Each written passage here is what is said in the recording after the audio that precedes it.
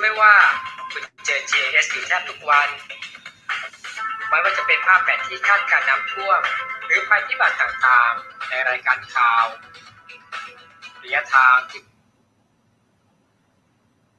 คุณรู้เวลาค้นหาร้านอาหารใกล้ตัวในอินเทอร์เน็ตหรือเวลาที่คุณดูแผนที่ในเครื่อง GPS เมื่อต้องเดินทางทั้งหมดนี้มาจาก GIS ทั้งสิ้น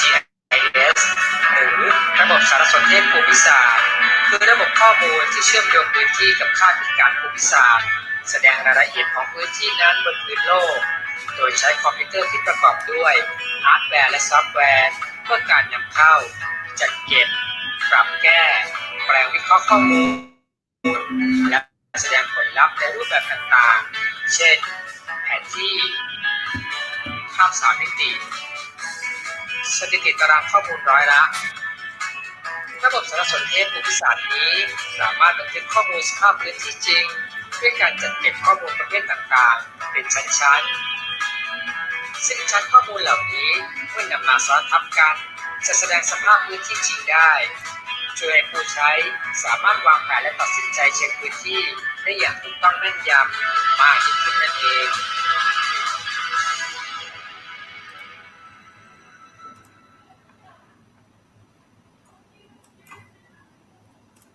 Okay, so we will start the special online seminar with Dr.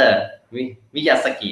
So first of all, maybe right now we are talking about, maybe I will switch to the Thai language first. Maybe we'll introduce for the student for this seminar นะครับก็สวัสดีนะครับสวัสดีท่านผู้ชมทุกท่านนะครับวันนี้ก็เป็นในรายการ Special Seminar นะครับก็สำหรับทางคณะวิศวกรรมศาสตร์และเทคโนโลยีที่ PIM นะครับแล้วก็ทางสภาคณบดีคณะเทคโนโลยีสารสนเทศแห่งประเทศไทยนะครับก็ได้จัดรายการ Open Seminar นะครับสำหรับให้ทุกท่านสามารถติดตามได้นะครับเป็น Special Topic นะครับเกี่ยวกับ GIS Technology นะครับสำหรับวันนี้นะครับวันนี้เราก็ได้ Special Guest มาจาก University of Tokyo Alumni นะครับซึ่งปัจจุบันเป็น Visiting Professor ที่ AIT นะครับโดยที่ท่านคณบดีท่านอาจารย์พิสิทธิ์นะครับแล้วก็อาจารย์ปริทัศน์นะครับก็ได้เชิญท่าน Special Guest มานะครับก็ผมคิดว่าเราจะได้แชร์และมีประโยชน์กับทั้งนักศึกษาและก็ทั้งอาจารย์ที่ทำresearch ทำงานวิจัยเกี่ยวกับทางด้าน GIS นะครับเบื้องต้นนะครับก็อยากจะเรียนเชิญท่านดร.พิสิทธิ์ชาญเกียรติก้องนะครับคณบดีคณะวิศวกรรมศาสตร์และเทคโนโลยีนะครับสถาบันการจัดการปัญญาภิวัฒน์นะครับมาเปิดการสัมมนาในครั้งนี้นะครับขอเรียนเชิญท่านอาจารย์พิสิทธิ์ครับครับสวัสดีครับก็ยินดีต้อนรับอีกครั้งนะครับสู่ Special Online Seminar นะครับซึ่งเราก็จัดตอนนี้ก็จะจัดไลฟ์บน Facebook ของทางคณะวิศวกรรมศาสตร์และเทคโนโลยีของสถาบันการจัดการปัญญาภิวัฒน์และอีกทางก็ไปทาง YouTube Channel ของสมาคมสภาคณบดีนะครับซึ่งก็อาจจะเป็นถือว่าเป็นครั้งแรกนะครับที่ออกทั้งสองสามช่องทางนะครับแต่ว่ากิจกรรมดีๆอย่างนี้นะครับเราก็พยายามจะส่งเสริมนะครับเพื่อเป็นการเผยแพร่ข้อมูลทางด้านวิศวกรรมศาสตร์และเทคโนโลยีให้กับนอกเหนือจากนักศึกษาของเราเองนักศึกษาภายนอกรวมทั้งต่อไปนี้ก็จะเป็นเครือข่ายของสภาคณบดีที่สนใจในข้อมูลหรือว่าข่าวสารหรือวิทยาการที่ก้าวหน้าใหม่ๆนะครับทางด้านวิทยาศาสตร์และเทคโนโลยีต้องการจะอัพสกิลนะครับพัฒนาตัวเองให้ตามเทคโนโลยีใหม่ๆของโลกได้นะครับซึ่งวันนี้ก็หัวข้อในวันนี้ก็เป็นหัวข้อที่น่าสนใจมากๆนะครับที่เกี่ยวกับเรื่อง Geospatial Technology for Sustainable Development ซึ่งต่อไปเนี่ยก็จะมีความสำคัญมากขึ้นเรื่อยๆนะครับประเทศไทยเราก็เริ่มมีดาวเทียมและมีการใช้งานเกี่ยวกับพวก GIS Geospatial Technology มากขึ้นเรื่อยๆนะครับก็หวังว่านักศึกษาแล้วก็ผู้ที่สนใจจาก เครือข่ายภายนอกจะได้ความรู้จะสามารถเอาความรู้เนี่ยไปใช้ในชีวิตประจำวันหรือว่าในงานหรือว่าในการเรียนการสอนได้นะครับก็วันนี้ดร.มิยาสกิก็ท่านเป็นผู้ที่มีความเชี่ยวชาญมากนะครับทำมาเป็นร่วม20 ปีแล้วทางด้านนี้นะครับก็ขอเชิญต่อจากนี้ก็หวังว่าทุกท่านจะได้ประโยชน์อย่างเต็มที่ต่อไปก็จะเชิญท่านอาจารย์รัชกรนะครับรับไม้ต่อไปก็แล้วกันนะครับว่าเดี๋ยวจะมีท่านอาจารย์ปริทัศน์มาแนะนำท่านอาจารย์มิยาสกิอีกครั้งนึงนะครับเชิญครับครับก็ขอบคุณท่านอาจารย์พิสิทธิ์นะครับที่มากล่าวต้อนรับนะครับก็อาจารย์พิสิทธิ์ก็กล่าวต้อนรับทั้งนักเรียนและนักศึกษานะครับรวมถึงอาจารย์ทางสภาคณบดีไอทีด้วยนะครับวันนี้เราก็อาจจะมีนอกจากทางมหาลัยทาง PIM แล้วก็อาจจะมีทางหลายๆมหาลัยนะครับจากทั้งภาคเหนือภาคตะวันออกภาคตะวันออกเฉียงเหนือถึงภาคใต้มาฟังด้วยนะครับก็ส่งไปหลายช่องทางนะครับก็เป็นรีเสิร์ชที่น่าสนใจอันหนึ่งนะครับเรื่อง GIS Technology นะครับอันนี้คนที่สำคัญอีกท่านหนึ่งนะครับที่เป็นคนเชิญทางดร.ยามาสกิมานะครับมิยาสกิมาก็คือท่านดร.ปริทัศน์พันธุปัญยงนะครับก็ท่านก็รู้จักทางวิทยากรพิเศษเราเป็นอย่างดีนะครับเลยขอเรียนเชิญให้ท่านอาจารย์ปริทัศน์ช่วยแนะนำทางดร.มิยาสกินิดนึงครับขอเรียนเชิญครับอาจารย์ปริทัศน์ครับขอบคุณครับท่านอาจารย์รัชกรครับก็คงแนะนำสั้นๆนะครับเพราะว่าจะได้ใช้เวลาให้เต็มที่เกี่ยวกับเรื่องของการบรรยายในหัวข้อน่าสนใจเพราะว่าเรื่องของ Geospatial นะครับInformation นะครับจะเป็นเรื่องราวที่สำคัญมากๆสำหรับการพัฒนาประเทศต่อไปในอนาคตที่อย่างที่ท่านคณบดีได้เรียนไว้แล้วนะครับท่านอาจารย์มิยาสกินะครับท่านก็สำเร็จการศึกษาทางด้านวิศวกรรมศาสตร์ครับทางด้านของข้อมูลระบบข่าวสื่อสารข้อมูลต่างๆทั้งหลายนะครับปริญญาโทแล้วก็ปริญญาเอกจากมหาวิทยาลัยโตเกียวนะครับแล้วก็หลังจากนั้นก็ขณะนี้เนี่ยนะครับได้มาเป็น visiting professor นะฮะอยู่ที่สถาบันเทคโนโลยีแห่งเอเชียหรือ AIT นะท่านก็มีงานค้นคว้างานวิจัยพัฒนาต่างๆทั้งหลายเยอะแยะมากมายเกี่ยวกับเรื่องของระบบข้อมูลภูมิสารสนเทศต่างๆทั้งหลายดังนั้นเรื่องราวที่ท่านจะเล่าให้กับพวกเราฟังเนี่ยผมคิดว่าเป็นเรื่องที่สำคัญแล้วก็ประยุกต์ใช้ในการพัฒนาเทคโนโลยีเรื่องการพัฒนาพื้นที่เรื่องของการพัฒนาประเทศต่อไปได้อีกเยอะแยะมากมายทีเดียวแล้วก็เป็นการพัฒนาที่ยั่งยืนด้วยนะครับ sustainable development ต่อไปในอนาคตนะครับก็ถือโอกาสนี้แนะนำแล้วก็กล่าวต้อนรับนะฮะท่านอาจารย์มิยาสกินะครับแล้วก็หวังว่าคงจะไม่ใช่ครั้งนี้ครั้งเดียวนะครับโอกาสหน้าถ้าท่านมีเวลาก็คงจะได้เรียนเชิญนะครับท่านมาเล่าเรื่องราวต่างๆทั้งหลายให้พวกเราต่อไปอีกในอนาคตครับขอบคุณครับครับขอบคุณท่านอาจารย์ปริทัศน์นะครับอันนี้ maybe we will turn to English language maybe Dr. Miyazaki will understand for the introduction because our dean or Dr. Pisit also give the introduction about the opening speech and also Dr. Paritat like introduced for your profile already and the student and our audience will know you more so at first I would like to share this is like maybe just like a short profile of you, right? Dr.Hiroyuki Miyazaki. You're graduate of PhD from University of Tokyo, and right now you're visiting professor at the AIT. And Dr. Miyazaki, would you like to talk with anyone? Just speak first. Hello. So may I have my introduction? Maybe you just talk to give the short introduction about you first. Yes. Thank you very much for invitation. Sawadika. Sorry, I don't speak in Thai very much. My name is Hiroyuki Miyazaki. Now the introduced. I am now in Thailand for the working as a visiting faculty in Asian Institute of Technology. Secondment from the University of Tokyo. So before coming to, I have been in Thailand since 2016, August, now the first year.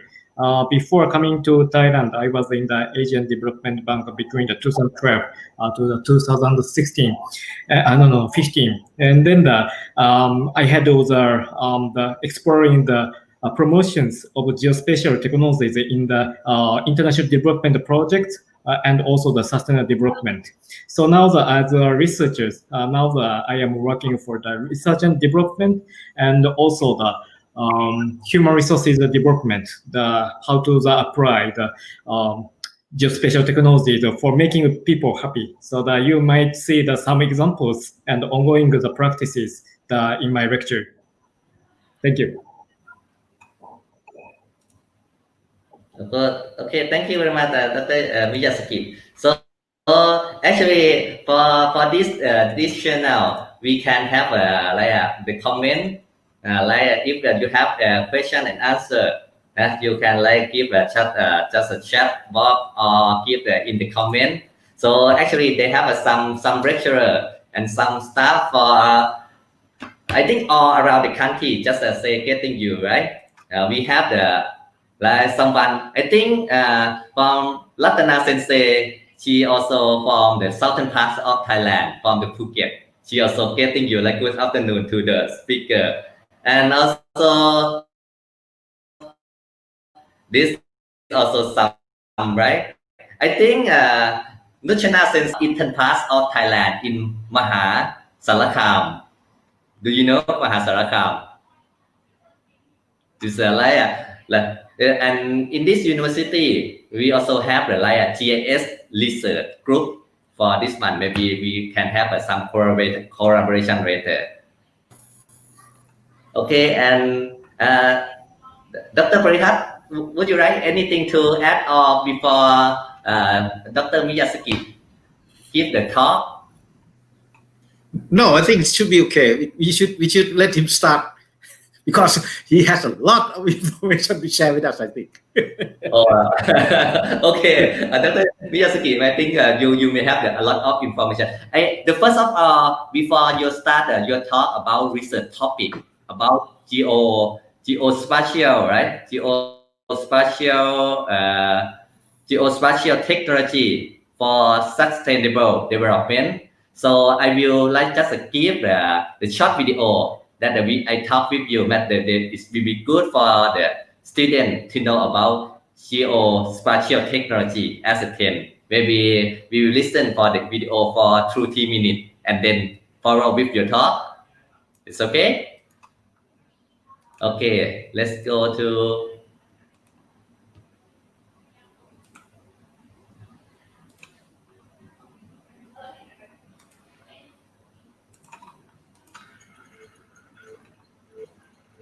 History tells us that the value shift is triggered by a new story of how we want to live. The world is changing in front of our eyes, and technology is leading a revolution, one that will be greater than any we've ever seen.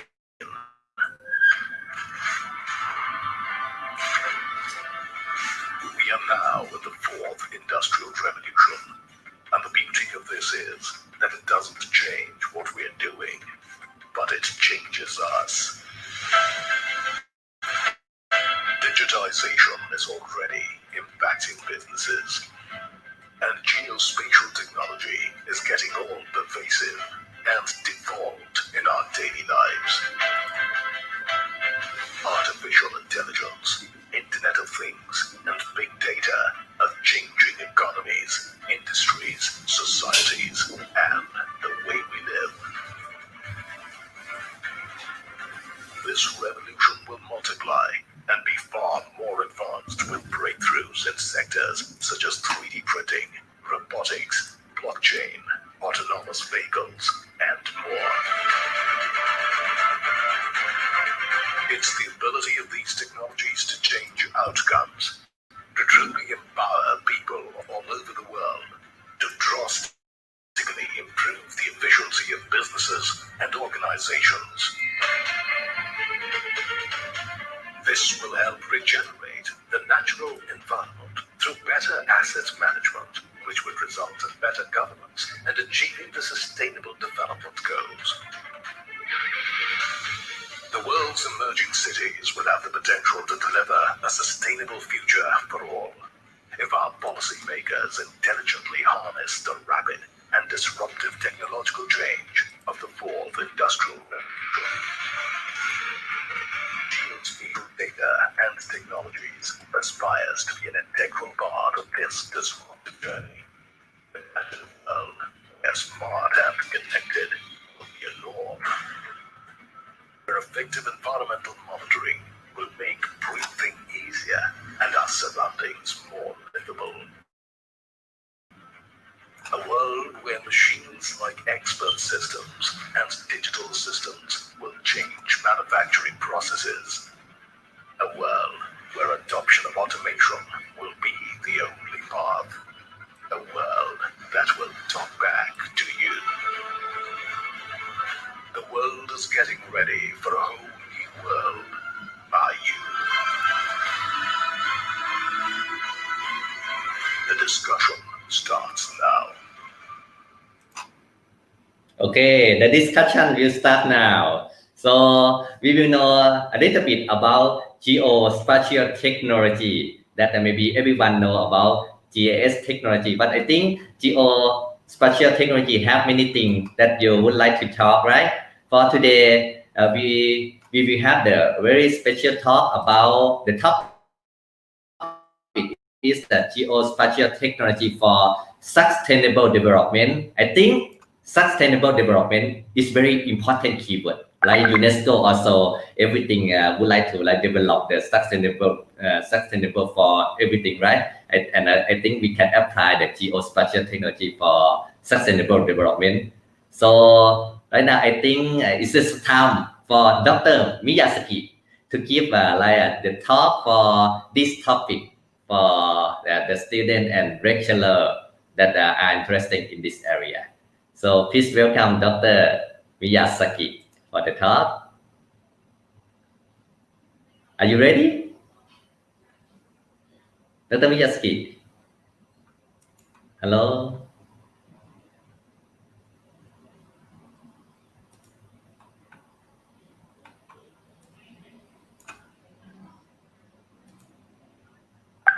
Okay. So I think maybe Dr. Miyazaki will coming soon. Just a moment.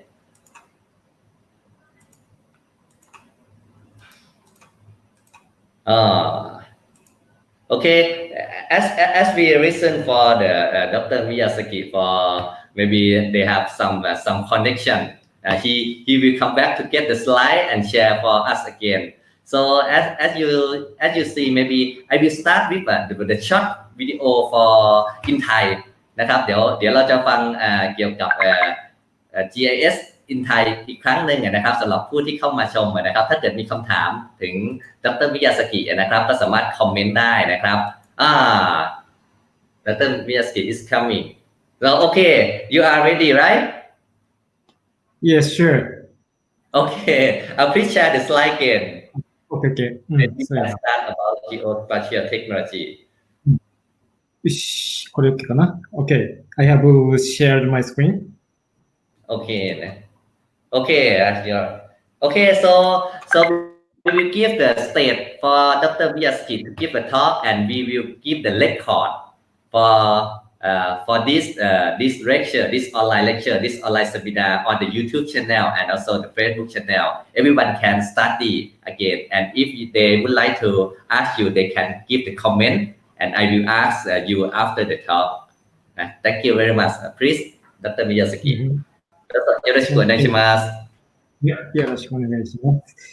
Okay, thank you very much for the kind introduction. So let me start my lecture about the geospatial technology for the sustainable development. Okay, first, as I have introduced, I have been working for promotions and solution development of the using geospatial technologies in the issues of the sustainable development, focusing more on the Earth observations, people mobility data, and also the some community development using geospatial technologies. Not only the research and development, recently I am working for the practices with the international development agencies and also the business development, such as working with industrial areas. So let me start with my presentations with my expertise. So as you have seen in the videos, the geospatial technology actually covering everything in the world. But I'd like to explain what's the geospatial technologies. So basically the geospatial information is information sources with location information such as the coordinates, latitude, longitude, address, district, elevations. So in the real world, almost all can be linked with the location information as you've seen in the maps with the latitude, longitude, and also everything can be located in the real world. Therefore, geospatial technologies are the technologies managing, capturing, processing, visualizing such kind of the information. So because therefore we can say that the geospatial technology could be applicable anything in the world as long as it's in the real. So here you might see some examples of geospatial informations and technologies. Traditionally the map is one of the geospatial information, and the satellite. Some of you already seen the Google Earth with the geospatial with the satellite photos. That is one of the geospatial information sources, and the sensors and the statistics is usually taken by the district or provinces, and also specific specific buildings. So these also could be one of the geospatial information sources. And if you work with the agriculture field, there is the sensors, field sensors. So this is also geospatial information, and also the recent ones, the smartphone. This is really a breakthrough for the geospatial technologies, as I will show in some examples and practices later in this lecture. And also the street view, or taken by street view taken by vehicle with the 360 cars. As you see in the photos. So this is also a kind of the geospatial technologies. So I have a lot. I wanted to talk a lot, but because of the limited time in this time slot, also my preparations. So I just picked up the most interesting and important the applications for sustainable development. Here is the list that I am going to talk. The satellite Earth observation for sustainable development, people mobility data for sustainable development, and geospatial technology for community resilience. So let me start first with the satellite Earth observation. Okay, this is an example of satellite Earth observation, the Earth and the photos. So when you see the Earth from the Google Earth, you might find a lot of information from the photos. For example, of this photo, you may see how many buildings are there, how is the land usage, and also how the size of the buildings are there. Also, you may estimate how many people are living there. So you can extract or identify many situations and the information from the photos in the satellite imagery and aerial photos like this. So sorry, I wanted to give you some more slides, but I dropped. So the basic question is where people living. Well, this is important to the basic information for sustainable development, because the sustainable development is for the people. So the acquisition of the information from the photos is first could be the visual interpretation. So there is an activity, the extracting of the geospatial information from the photos provided by Microsoft Bing to making it map. So map is comprises so many information, not only the population, the land, how many buildings are there, how is the road networks are there. which are important for the developing the society and urbanist areas. So these data had been contributing to the sustainable development. The maps are always important sources for planning and development. However, the visual interpretation has the critical limitation because it consumes the time and the human labor. So we need to develop for covering all over the world. We need some other automated processes for achieving the global coverage of the maps in any time. So my research group have been working on the automated to the mapping of the buildings from satellite imageries. So even in this picture, you may find some buildings, houses are there.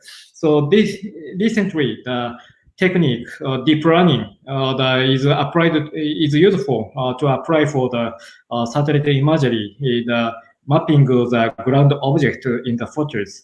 So now some techniques and the infra systems already established for the automated mapping of the buildings in the photos like this. And then now I have been working, I have established some of the systems between employing the human inputs for the machine learning to the automated mapping of the world cities. So I am going to show some examples or recent examples, results for the mapping of the buildings in Maputo, Mozambique. So this is an overview of the city of Maputo, and the red areas is actually the buildings identified by machine using deep learning in the Maputo cities. So let's close up to the cities. So for the red areas, this is results automatically extracted from the photos, extracted buildings from the photos. So this works very well as imitating the human vision. Because the machines does not feel any fatigue, that they do not need sleeping. So we can apply this imitated the human vision anywhere in the world, even the 24 hours. And then they extend it to not only the urbanized areas, it could be applied to the suburban areas. So this kind of the information actually useful for the development issues, also the public health, because public health or the communicable diseases that uses the information where people living, because of the diseases that spread out by from the locations of with the people. So I have achieved, now I am extending the processing to the quite large area, like the nationwide building mappings. I have already achieved the nationwide building mappings for Sri Lanka using the high-resolution satellite imagery that looks like this. So this is results just for the extracted results, but it looks like the gradations representing the density of the buildings. Looks like the density of the population or socioeconomic activities. So this kind of the information actually useful for the monitoring the socioeconomics. So once we have the very detail of the building mappings, we can extend the estimation to the population or demographic mapping. So there are already some techniques allocating the demographic population size by buildings. So now we can estimate the population even for every buildings. So I have shown the examples of the building extractions using just a snapshot of satellite imagery. However, in addition to the global coverage, we already have the satellite images since 2000. Since the 1972. So these we can see the very old the situations and environment of the world since 1972. These kind of the information sources useful for the monitoring the urban extension or the urban sprawl, which are also the important issues in the sustainable development. Now it was hard to handle so large amount of the data set. Now it's the cloud-based the computing systems now we're connected with the much satellite image data and also the processing system and then the visualizations for now. Now the systems were connected from the data sources to the applications.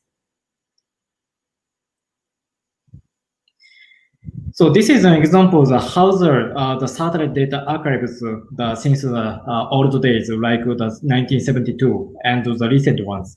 So once we have the historical changes of the urbanized areas, in this picture, the red pixels, red areas are indicating the built-up area or urbanized areas.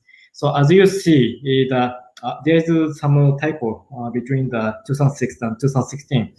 From the 1994 to 2006 and 16, there you can observe the city of the city of the Hue city of Vietnam, extending along with the years.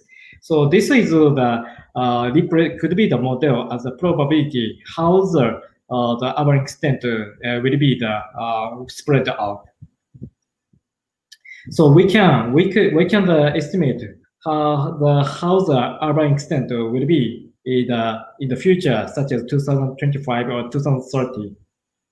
So this kind of the information actually useful for the urban planning and for better the resilience to the climate changes. For example, the recent years, the climate changes or the much concern for the disaster preparedness. So some cities already experienced so severe hazards in the past, and then that kind of the data, such as the flood extent in the past, is represent potentially the exposed areas in the severe the disasters. So if we by use of the GIS, we can overlay the possible extent of the urbanized areas in the future, such as 2025, and also the path to the hazard extent, such as flooded areas, and then we can alert to the urban planners. Some areas will be flooded in the possible hazards. For example, of this picture, this area can be flooded in the 2025. Therefore, this kind of pictures or maps that should be considered for the urban planning for controlling the urban development. Otherwise, some people could be suffered in the severe flood in the past. Another data sources is with the nighttime light. Some of you have seen the beautiful photos of the Earth with the illuminated cities by the light. So that you might see that the cities has the strong light than the other areas. So there's the satellite data taking the nighttime light every day. So this is an example for Bangkok, However, the satellite observation of the nighttime light is not robust to the cloud. So we have to use some kind of the average, monthly average for monitoring the changes, monitoring the intensity of the nighttime light. So recently, the world faced in a crisis of the COVID-19, and there was the impact to the socio-economic activities, specifically the lockdown of the urban area or the stay at home. So I have calculated the monthly average of the nighttime light intensity of the cities. So this is an example of the changes of the nighttime light intensity between the December to July for Tokyo and Osaka, Kansai. So the emergency statements was issued or announced in the around April. So you must see that in the cities, the around April, the city light, the decreasing or reduced. So which indicates people cannot go out, and also the less light from the buildings, which likely indicating the less activities, less socioeconomic activities during the COVID-19 crisis. I have calculated as well for Bangkok and Wuhan. So in Bangkok, around Bangkok, the 24th of March, the Prime Minister announced, issued the emergency statement. So therefore, you might see that the reduction of nighttime light between the March to April, and then the reduced in the following month until July, until June. So recently, I have seen that the nighttime light recovered from around July, and then it is likely useful for the monitoring economic recovery. While for the Wuhan recovered faster than the other cities. However, there was the heavy rain and flood in Wuhan around June. Therefore, the nighttime light again reduced strongly in June. Although they recovered faster than the others, while they faced the heavy rain and the flood, the so severe disasters. So the nighttime light had been taken since 1992, and I have calculated the differences between the 1992 and the 2013. So in this picture, this is for around the Central West Asia, and Central West Asia, the India to the the Baghdad, Tehran, Tbilisi, and Kabul, and Bishkek, Tashkent, Dushanbe. So in this picture, the red indicates the larger extension of the nighttime light, which is likely indicating the economic growth or in the urbanized areas. So the New Delhi or has the greater extent of the nighttime light, the growth between the 20 years, while some cities such as the Kabul or is not with so strong or so large extension of the nighttime light areas. So this kind of the nighttime light has the potentially useful the monitoring the socioeconomic monitoring. So this recently the Asian Development Bank has the higher higher interest use of the nighttime light for the socioeconomic impact assessment because they have invested the infrastructure in Asia, and they want to know how was the impact, economic impact of their investment. So this kind of the satellite data is useful for their objectives, the assessing the performance and impact of their investment to the Asian infrastructure. Okay, let me move to the next topic, the people mobility data application for sustainable development. Some of you are enjoying the Google Maps with the location timelines. If you opt in the location services in the smartphones using Google Maps, your locations are recorded on the cloud of the Google. Then you can review your activities on a specific day, which look like this. So this is an example of my travel around Tokyo for the meetings, between the hotel to the airport, during the daytime.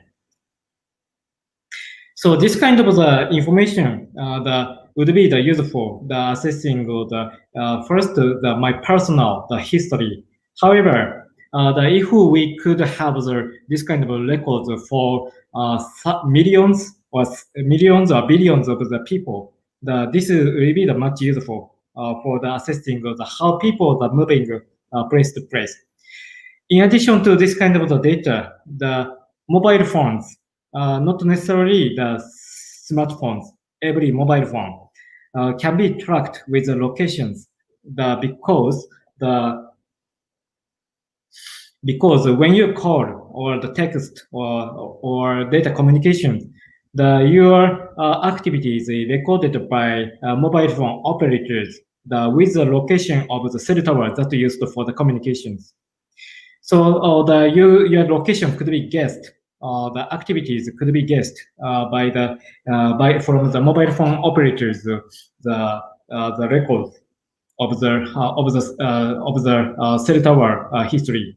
Which is called call detail records. So there was some of the experiments, the use of this data for tracking the people's activities in Bangladesh. So in this video, purple circle that indicates cell towers, and blue dots is the mobile phone or somebody. So here now in the very late night or getting to the early morning.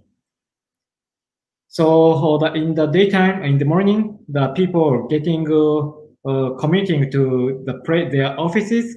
Now the business centers are crowded by the mobile phones, and then the evening, people getting to home.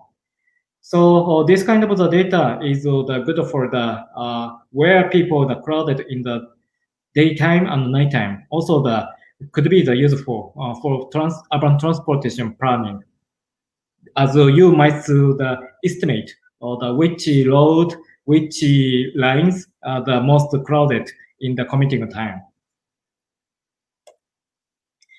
So by aggregating the records, we may see the population density by grid, and for every hour it looks like this. So the differences between the daytime and nighttime is important for the some infrastructure management, also for the disaster responses, as for the better management of the people and saving the lives in the disaster situations. And this kind of record also useful for estimating the profiles of the people. For example, the students the daily moving between the home and the school, and some of the white collar people the moving between their home and the office centers. So such kind of patterns is also useful for estimating the certain level of personal profiles, such as jobs. So I understand that the Thailand has the census about every 10 years. However, 10 years is not the very sufficiently frequent for catching up the changes of the demographic situation. So this kind of the technology, the somewhat to the useful for the complementing the less frequent or the less frequency of the national censuses. So we can see catch up, so that we can catch up with the changes of the demographic situations in the urban areas, which is important to know that where people are living and where the demography, where the urban areas are growing, for controlling the sustainable development. Not only the cell phones, the car vehicles, often with the GPS, the good for tracking the trajectory of the drivers or some commercial activities. In Bangkok or Thailand, there are companies that collect the GPS trajectories from the commercial vehicles. Also, the government of Thailand, Department of Land Transportation, collect the GPS logs for the better control of the commercial vehicles, such as the taxi, trucks for logistics. So these kind of the information, data sources useful for the acquisition of the information. Where is in the traffic jam? Also where is how the vehicles moving place to place.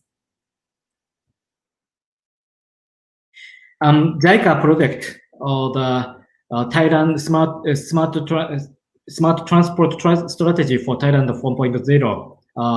The research institute led by the Chubu University of Japan, and also I am working with this project.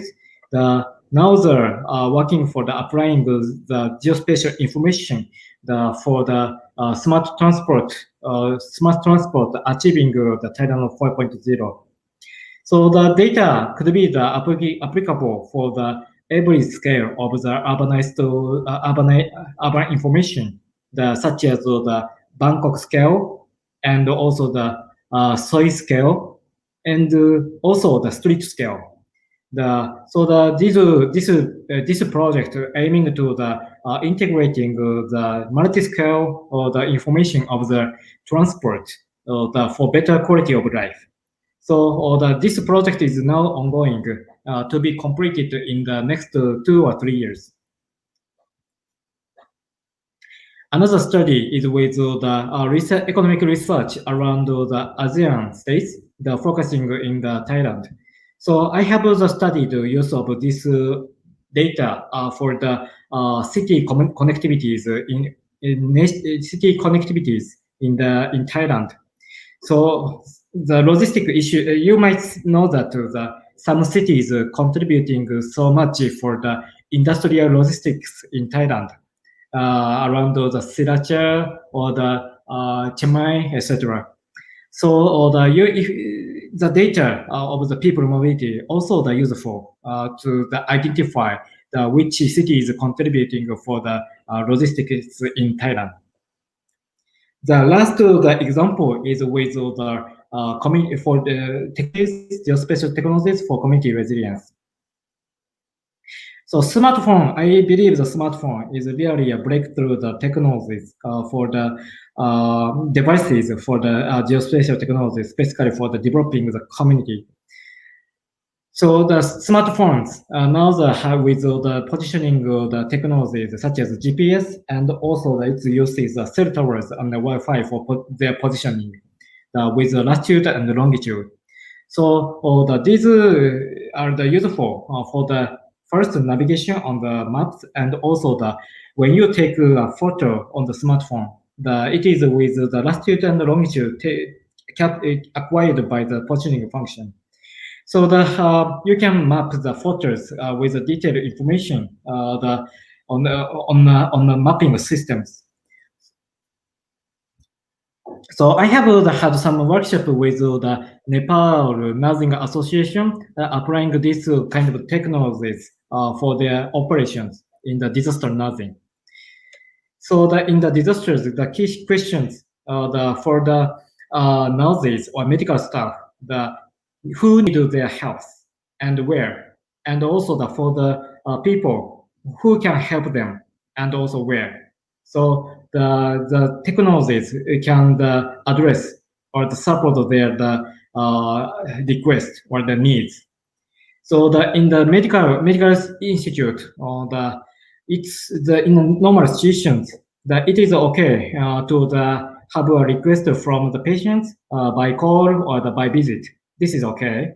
While in the disaster cases, so many requests from the cities, so the medical staffs could be flooded in the information, and then they could not they could not have the good where the decision making in the where to go first, limited to the medical resources and medical human resources. So the maps are very useful for this kind of issues. I am going to show the major two sources of the information. The ground view, which shows the very detailed information, how many people are there and how is the situation, how many buildings are there. In disaster situations, how many buildings are destroyed or how many people are injured. While the map view can be useful for the broader extent or for the planning the logistics and also where the most serious damage is and how to reach them, how to reach the cities in the disaster situations. So these kind of the information could be has the advantages for each. The ground view shows the very detailed information at a place, just at a place in limited areas, while the bird's view shows the relations between the places with using the broader scale information. Now let's get back to the advantage of how the contributing to the smartphones to these issues. So it has the positioning technologies and also with the cameras and also the communication technologies. And then this could be incorporated into the addressing the problem of the disaster nursing. So because of the communications with the communications with the smartphones, we can easy to share everyone's information into one place or the shared platform on the internet. So this helps the efficiency in the management of the information and share it over everyone. So this could contribute in the changing the situation of the information flood in the disaster responses to better decision making. So because of the information or the request from the people could be given in only one platform in this digital format, the medical staff, rescue teams, easy to identify which place is the most with many requests on the map.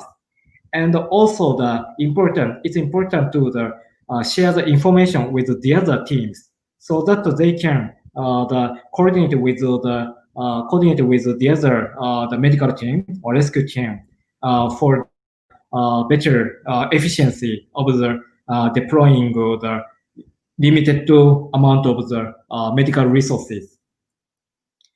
So these are all that I'm giving in this slides, and then let me conclude my presentation with a picture.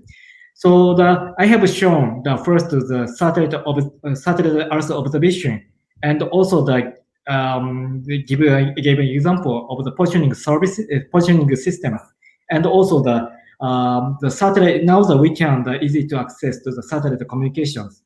So these are the space infrastructure have been connected together with the mobile phones over the internet the IoT, and also the possible mobile or mobile devices, and also the cloud or the big data spatial analysis or the high performance computing systems.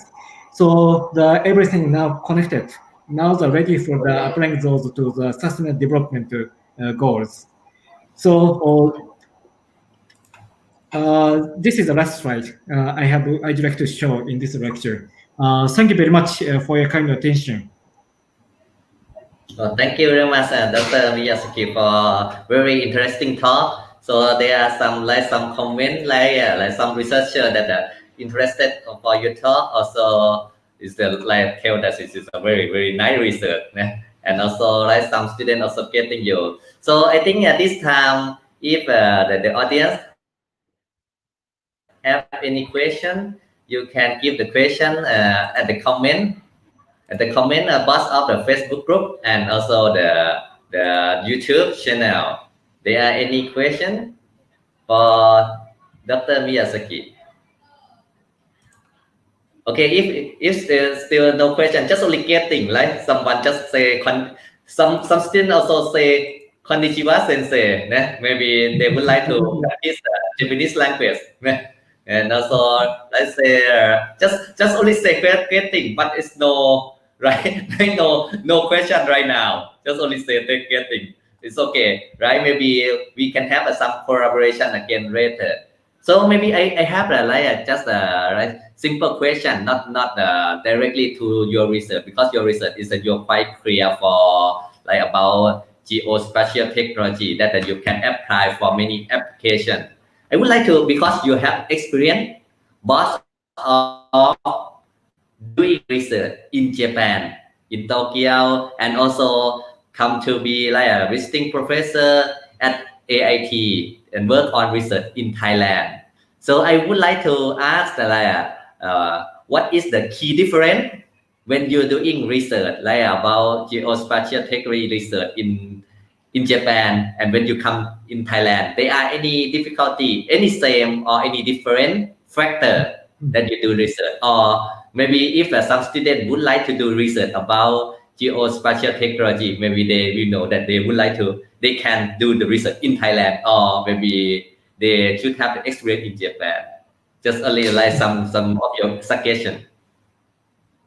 Okay. So I should say that the Japanese people and the public authorities are likely quite conservative, very concerning about the privacy information and also use of the communication technologies for a kind of the big data, the IoTs, etc. So although they have the advanced technologies, while the Thailand, I've seen many innovative players in the digital economies. So I think that is the key difference between the Japan and Thailand. The much more the innovative, having higher innovative mind, and also the governments actively supporting supporting their activities. So I think I think the Thailand could catch up to the advanced applications of the Japan, and owing to its enthusiastic, the innovator's mind. However, still the Japan has the higher the more resources in the computing and also the researchers' expertise. So I think the Japan and Thailand could be a very good partner, the exchanging the technologies and expertise, and also the enthusiastic or the innovators. So that's my observations. Based on my experiences in Japan and also Thailand. So I know the both of Japan and Thailand. I can bridge you to the advanced to the researches and technologies with my Japanese partners. So please feel free. I am open to the collaborations from the Thai friends. No, thank you very much, Dr. Miyazaki. I think Thailand and Japan have very close relationship, and I think it should be nice if we have the research collaboration between Thailand and Japan.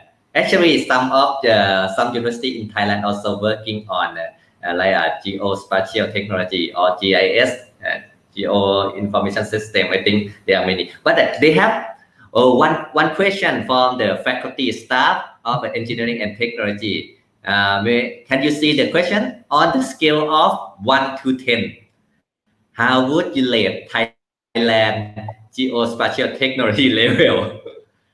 Can you give the scale? Just only estimate from the opinion. It's okay.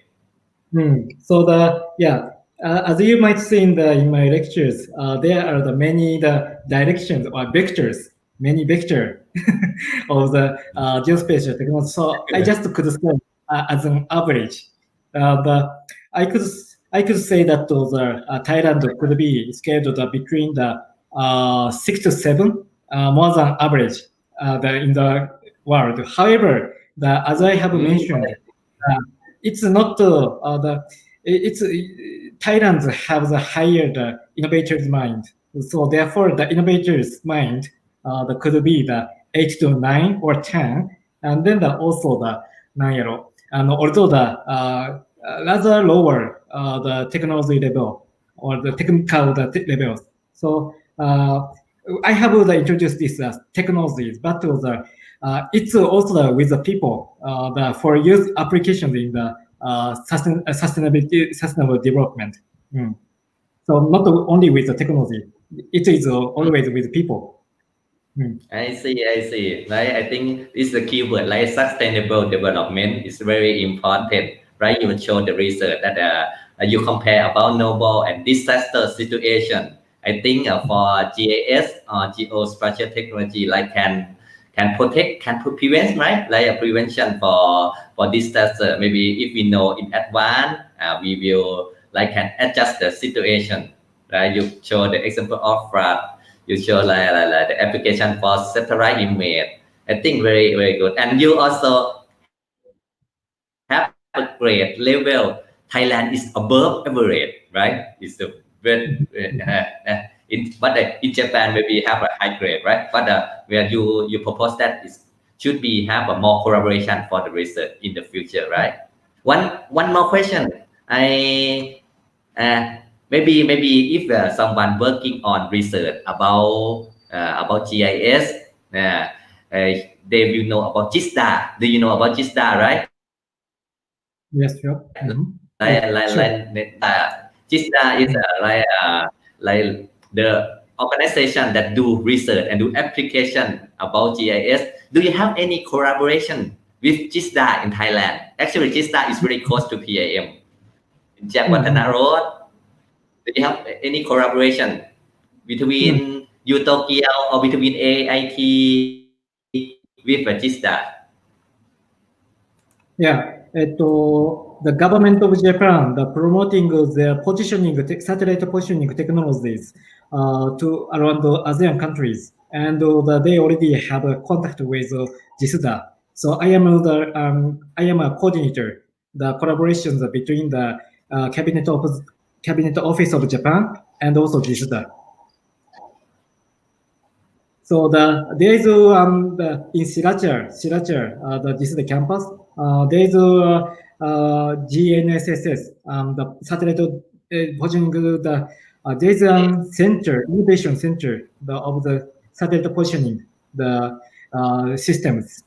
So it's now quite active. Now inviting also not only the research and the academia, not only the research and the academia, we are promoting the activities of the private sectors such as agriculture, constructions, and also the transport, the ITS, in Thailand using the positioning technology in Japan. Okay, thank you very much. There are one more question coming. Can you see what kind of specialization we should develop to accelerate the development of geospatial technology in Thailand? Do you have any suggestion? So, as a person living in Bangkok, the traffic jam. Oh, traffic jam. I see. Very, very important problem, right? That is the Traffic one. jam. Maybe if someone would like to do about this research, maybe to solve the traffic jam problem is very important. Yeah. Maybe we use about 1 hour for our seminar, and I think for the audience, if they would like to see and give the comment or give the question, they can leave the message in the Facebook or in the YouTube channel. And maybe if you have the time, maybe you can answer to access to our channel. For the last one, can you give just leave the message for the audience if anyone would like to do about the research or have the like they are interested in doing research about geospatial technology? What is the beginning point, or you can stimulate as you can give the the 10 for the student if they would like to do the research about geospatial technology or GIS. What should they study or what should they do during this time, especially for bachelor and master students? Yeah. So I am specifically for the students. Go out of labo and schools. So technology should be with people. Do not stay in the school. Go out and find opportunities for the applications of your technologies and expertise. Okay, I think that is very good suggestion. Not only doing research in the room, right, in the laboratory, but you should go out to see the real situation, and maybe we can find research to solve the problem. So thank you very, very much for Dr. Hiroyuki Miyazaki for very interesting talk, and also the special seminar for PAM and also the Council of ITD in Thailand. Thank you very much, and also thank you, Dr. Pisit and Dr. Parikat, to give the openings and also inviting you to join our seminar.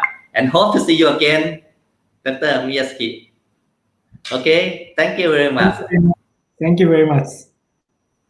Okay, so as you see that maybe we can okay, see you later. I would like to find the closing slide. Maybe this one. Okay, we will stop right now and see you again later. Thank you very much. See you. Thank you very much. See you again. Yeah.